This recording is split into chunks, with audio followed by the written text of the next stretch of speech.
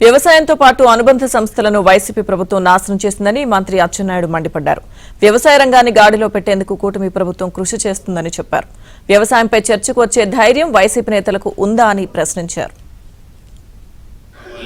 అనేది చెప్పడం జరిగింది సార్. చెప్తున్నారు సార్. బట్ మా ఇచ్చిన సదుపాయాల గురించి సార్ ఒక సెంట్రల్ సంవత్సరాలు ఈ రాష్ట్రాన్ని సర్వనాశనం చేసి వ్యవసాయాన్ని, వ్యవసాయ అనుబంధ రంగాలని పూర్తిగా తాళంతో బిగించి ఈ వ్యవస్థని పూర్తిగా చిన్నాభిన్నం చేసినటువంటి వ్యక్తి ఈ ప్రభుత్వం వచ్చిన తర్వాత 6 మాసాలు కూడా అవలేదు.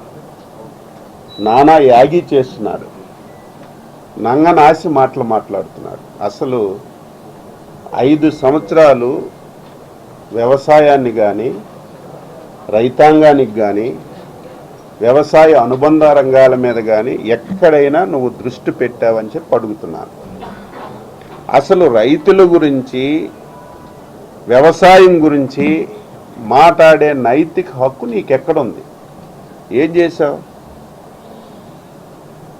ఈరోజు ఈ ప్రభుత్వం వచ్చిన తర్వాత 5 మాసాల్లో ప్రౌడ్గా చెప్పదలుచుకున్నాను, నువ్వు నాశనం చేసినటువంటి వ్యవస్థని మళ్ళీ గాడిలో పెట్టి ఏదైతే 5 సంవత్సరాలు నీ విధానాల వల్ల చిక్కిపోయి బలైపోయినటువంటి రైతు మళ్ళీ కోలుకొని మళ్ళీ వ్యవసాయం లాభసాటిగా తయారు చేసుకునే విధంగా అనేక కార్యక్రమాలు చేస్తున్నాడు. ఇన్సూరెన్స్ అసలు కట్టలేదు, 1 సంవత్సరం కట్టాడు, అది కూడా ఎప్పుడు ఆయన కట్టలేదు.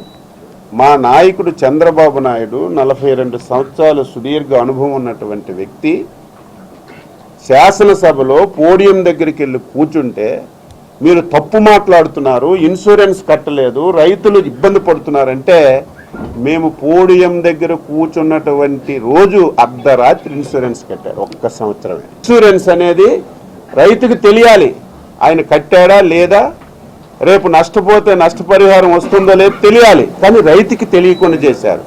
అందుకే మేము ప్రధానమంత్రి ఫసల్ బీమా యోజన రాష్ట్ర ప్రభుత్వం అతి తక్కువ 3% రైతుతో కట్టించి ఒక బ్రహ్మాండమైనటువంటి విధానాన్ని తీసుకొచ్చాం.